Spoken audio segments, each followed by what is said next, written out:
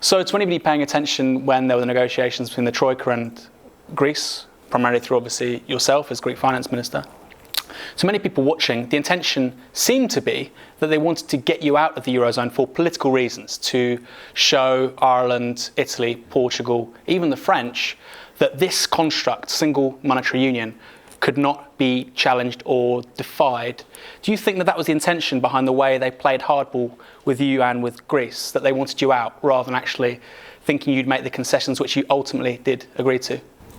It is crucial at this point to explain to our audience that the Troika and the Eurogroup did not have a unified position on this. So there's no doubt that the vast majority, let's say all of them, wanted our government to be crushed. They wanted our government to be humiliated. Why? Because our government dared to say no to the program that was imposed by the Eurogroup on our country. And that they feared our success. They feared that if we managed to negotiate a viable agreement and Greece started recovering, that would unleash a number of problems for them, especially in countries that had imposed similar austerity programs upon their people. So definitely they wanted to crash us, but they didn't want, as a group, to get rid of us. Some of them did. Even within governments, you had very divergent opinions. So take two countries, Germany and Austria, just as an example. In both cases, the Chancellor, Merkel and Feynman, in the case of Austria, did not want us out of the euro. And in both cases, the finance ministers wanted us out of the euro, Wolfgang Schäuble in particular. The most important aspect of this 7-month period for our audience to remember is that Greece was collateral damage. They wanted Greece, the Greek government, to fail, and they didn't care about getting their money back, even if it meant crashing Greek national income to such an extent that they would never get their money back. It wasn't a problem because they, as you said, the most important thing was to signal to the Spanish, to the Irish, to the French, not to vote for parties like ours. So political contagion of Syriza. That's correct. But the main game in town is between Berlin and Paris. Dr. Wolfgang Schäuble has been around for yonks now. He understands that which many of the other ministers don't understand, and that is that the Eurozone is not viable as it is. He wants to bring about a degree of political union to support the monetary union. On this I agree with him, except we disagree fiercely and violently regarding what kind of political union we need. In his mindset, pushing Greece out of the Eurozone is important. Why? Because it will create sufficient fear in Paris to get the Paris government, whoever happens to be in government there, it doesn't matter which political party it is, to forfeit national sovereignty over the budget of the French state.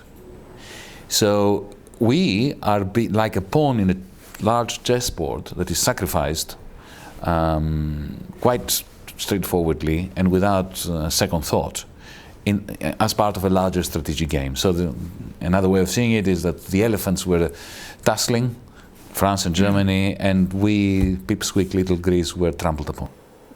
I mean, when I was looking at it, I was looking at the French and the Italians, and obviously they had nominally centre-left governments, socialist governments, Renzi in Rome and Hollande, obviously in Paris. And the instinct was then that, well, look, these guys want a different kind of European Union, or monetary union specifically, as well. They want reform as well. Did you anticipate the Italians and the French to come out much harder for you, and were you surprised when they didn't? No, I wasn't surprised. If you have been watching the deterioration of the Socialist Party in France, and if you look at the way in which the Democratic Party in Italy was formed, and the increasing lobotomization of European social democracy, you wouldn't be surprised by that. What I was surprised by, if I was surprised by anything, was the extent to which the International Monetary Fund was subdued by Dr. Schäuble, and how the staff in Washington, who were adamant that the Greek program this kind of austerity, combination of austerity and extending and pretending loans, the IMF staff were adamant that this should not continue anymore. And yet they were completely sidelined. And the United States, that plays a role in influencing the IMF's policies, did not go out to bat for us a bit more strongly. If I was surprised about anything, it was that. You've described yourself as a libertarian Marxist. In a world where libertarianism is often associated with Ayn Rand, Ron Paul, gun nuts in the Midwest, what does that mean? Because for a lot of people, libertarian means anarcho-capitalism. You're saying you're a libertarian Marxist. Can you tell those watching a little bit more about what that means precisely? Well, I think that Marx was a libertarian Marxist. I mean, was he a statist? No, he hated the state. He loathed the state. He believed that the state, one of the great things about communism is that it would make the state wither. That was his expression. One of my convictions is that the left lost the battle in the early part of the 20th century by abandoning Marx's commitment to the concept of emancipation and liberty. His critique of capitalism was not based on equality or inequality or justice or injustice. He actually had contempt for the term justice and morality and equality. He would never base a campaign, a political campaign, on seeking more equality or justice. His campaign was for liberty and rationality. His criticism of capitalism was that it was a system that, on the one hand, created a great deal of wealth. On the one hand, it created technological means that destroyed prejudice. Remember in the Communist Manifesto how the prices of the bourgeoisie demolished the walls of China and the prejudices and all that. So it was a very progressive force, capital, and the accumulation of capital. But at the same time, this is a contradictory part of capitalism, it generates unprecedented poverty and illiberty. And he was actually making the point that the capitalist process enslaves not only the proletariat but also the capitalist. The capitalist becomes a slave of the machines and the capital that supposedly he's in charge of. So in the end there is a process of enslavement of the whole of humanity. So this is a liberty-based project. Unfortunately, we lost this humanistic streak with Stalinism, and we sacrificed, even in the West, in the social democratic, second international parties, they replaced the commitment to rationality and to liberty with a commitment to equality and justice. So I would like to go back to the original view. I have criticism for Marx as well, and I think he would too. He always had criticisms of himself. He himself, if you recall, said that if these people are Marxists, I'm not. But his disciples. So I don't believe, I believe I'm being contradictory, but you cannot be a Marxist without being contradictory, because this is the whole point about dialectics. It's about progress and historical movement through contradiction. So I assume, or I presume, and that's always a dangerous thing to do, but I'm presuming that you've been a libertarian Marxist for as long as you've been a Marxist? Not really. When I was young, I was more of a Marxist and less of a libertarian. You know, the exuberance of youth often goes together with dogmas. I believed a lot more in central planning than I do now. I believed a lot more in the wisdom of a political party that is hierarchically created.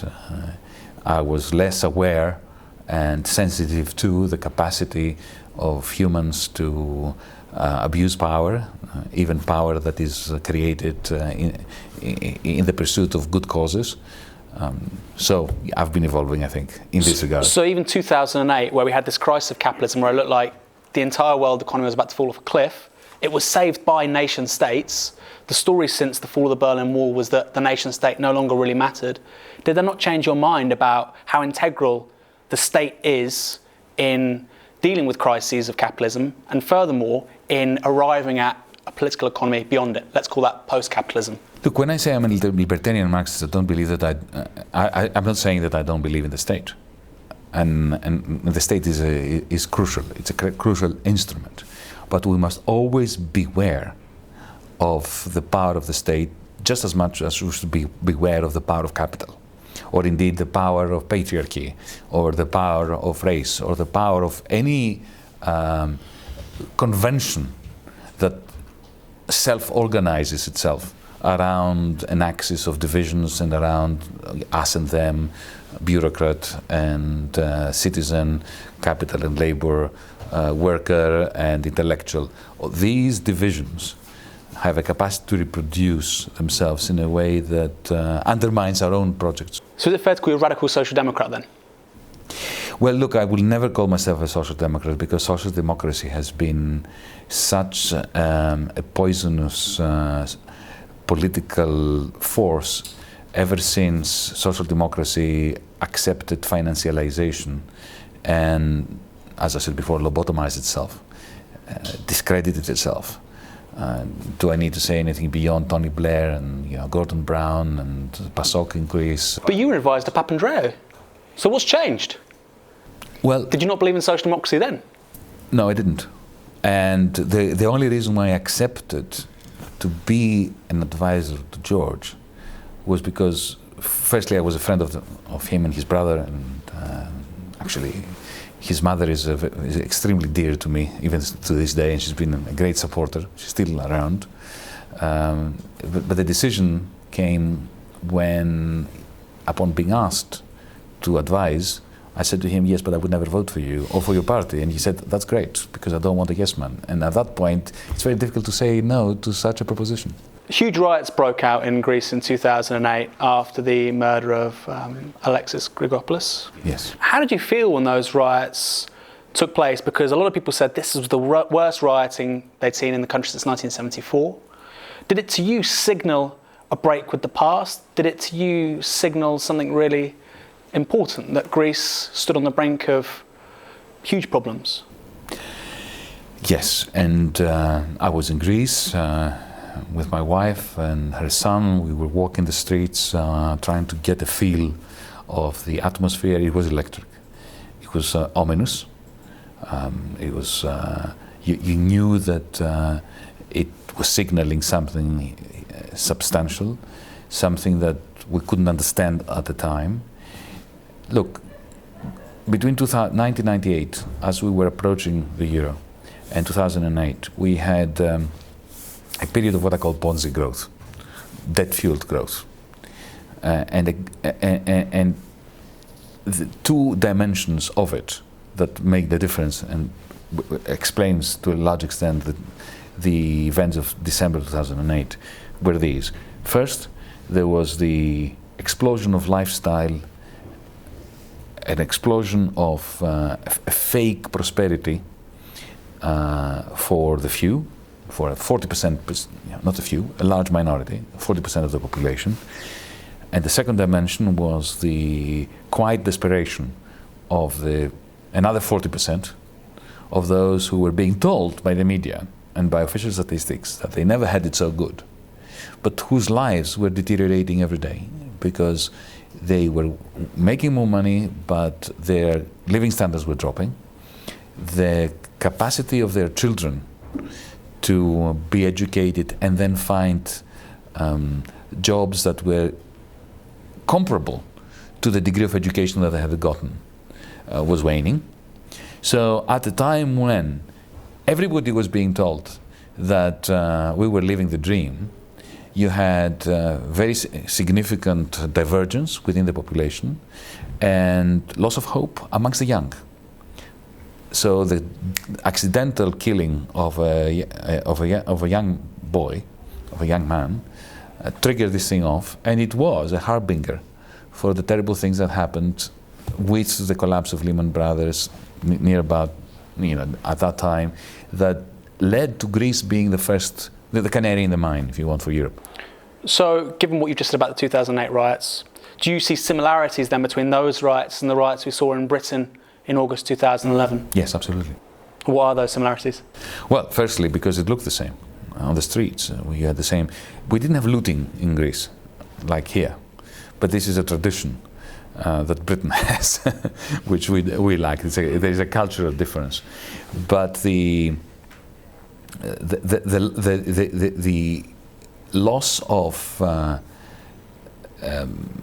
the solidarity. If you want the loss of the dream of the post-war era, of the mixed economy, of all of us being on an escalator, some of us being on a higher step than others, but all moving in the right direction. The explicit cynicism of bailing out those who caused the crisis. All that is common between Greece and here, and the divergence that I was referring to before. If you could say anything to those rioters in 2008 in Greece and those rioters in London particularly, but across England in 2011, what would it be? What would your message to them be about capitalism crisis and what they can do to change the world? Well, that burning down buildings may give you a great deal of satisfaction at the moment, but it strengthens the forces that you're opposing. Channel your anger creatively, and channel it in a way that undermines the authority and the power of the powerful. Burning down their buildings simply gives them an opportunity to crack down on the youth, on the working class more, and to enhance their capacity to extract value from generations to come.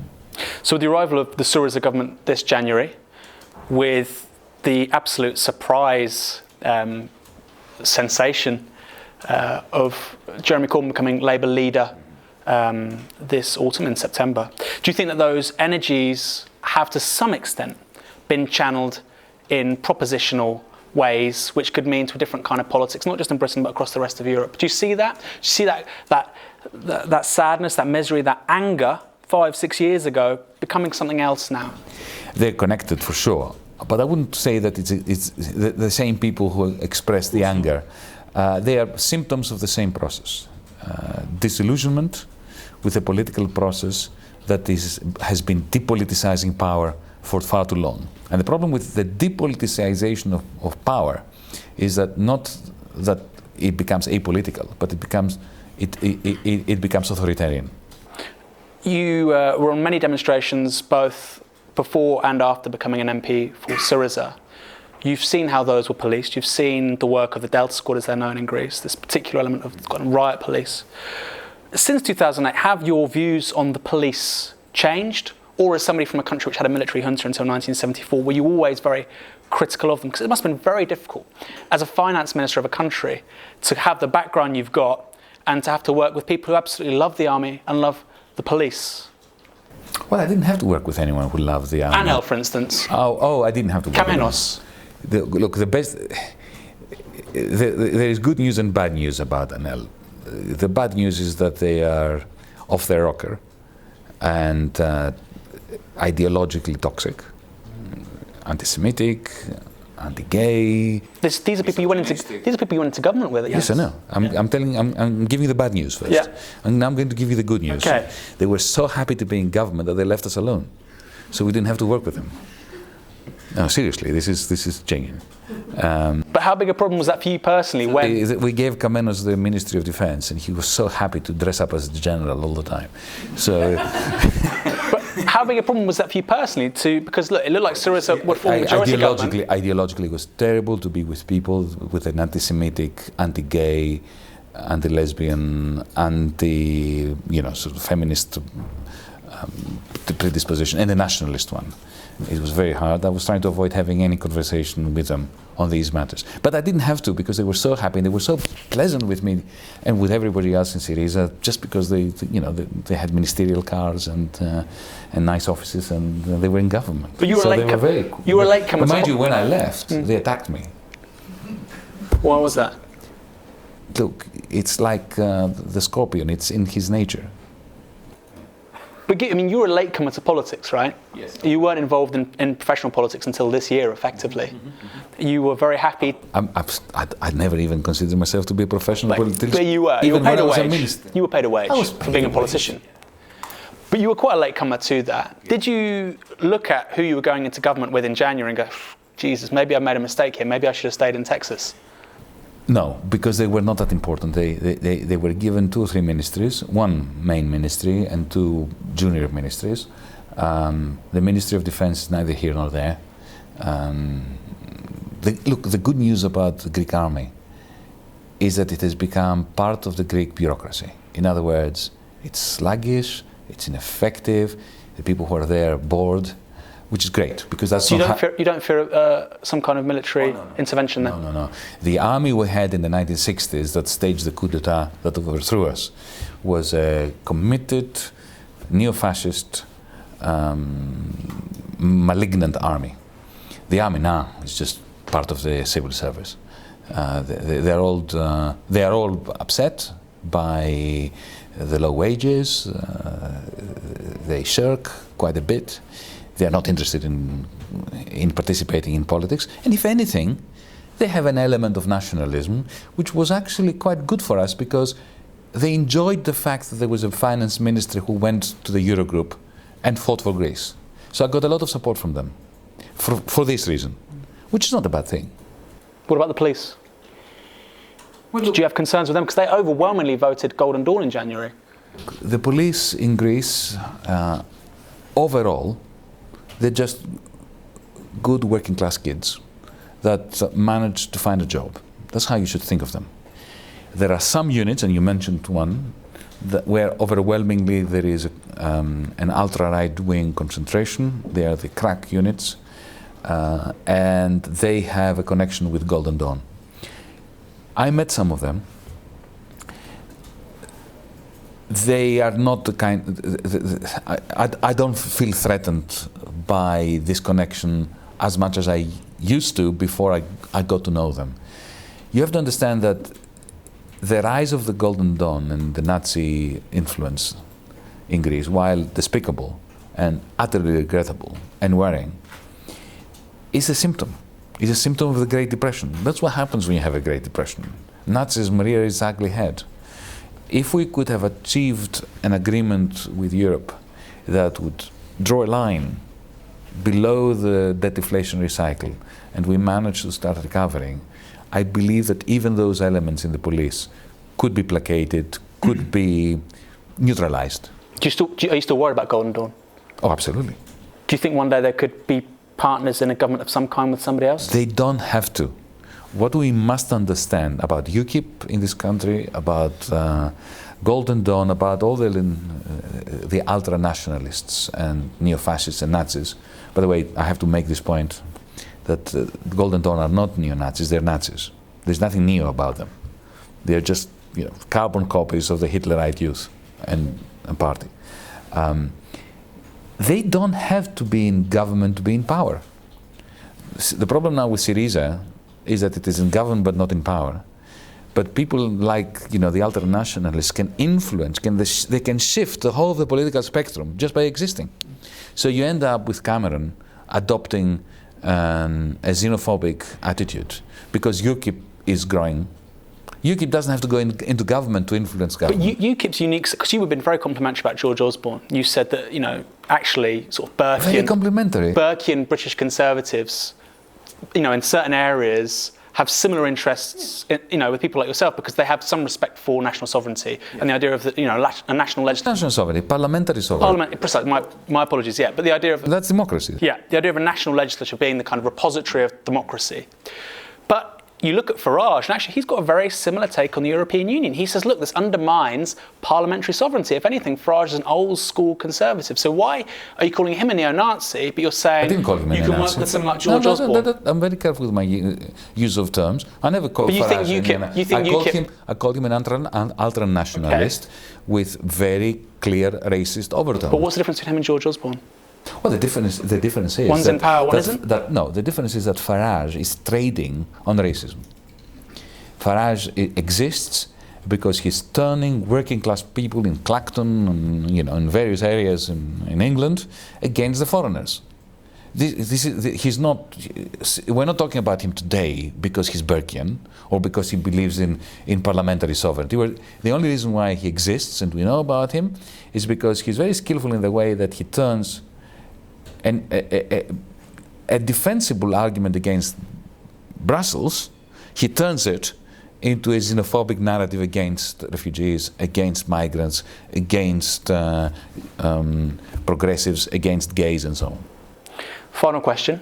You've described yourself, like I said, as a libertarian Marxist. Yeah. Do you think capitalism is a fundamentally unstable system? Absolutely. And if so, okay, great. And if so, What comes after it? How do we get there? Well, what comes after it certainly is going to be determined by technological change. That's Marx. You have a contradiction. More than the class struggle. Well, the class struggle is part of this, but the classes themselves are created by technological change. So if it wasn't for the steam engine, there would have been no proletariat, and there would have been no class struggle. So now we have the second and third machine ages, and they are disrupting capitalism big time. So very soon, the corporation as we know it will be obsolete, independently of what the left does. So the big question is, given that we're going to have massive technological changes and a brilliant increase in productivity, is this going to lead us towards a world in which we humans, are the masters of the machines that we've created, or vice versa? And that will depend on the class struggle in politics. And until and unless the left manages to combine its ideology of collective action and collective values with a program for embracing the disruptive, decentralizing new technologies, internet-based technologies, and 3D printers and all that, and bring the two things together, then we have a dystopia facing us. If the left manages to organize itself in order to participate, to play a very significant role in fashioning the technological future and the social relations of production, then we have a chance. Would it be fair to say then that your position is one of fully automated luxury communism? Star Trek. Okay. Thanks very much, Yanis. Thank you. Cheers.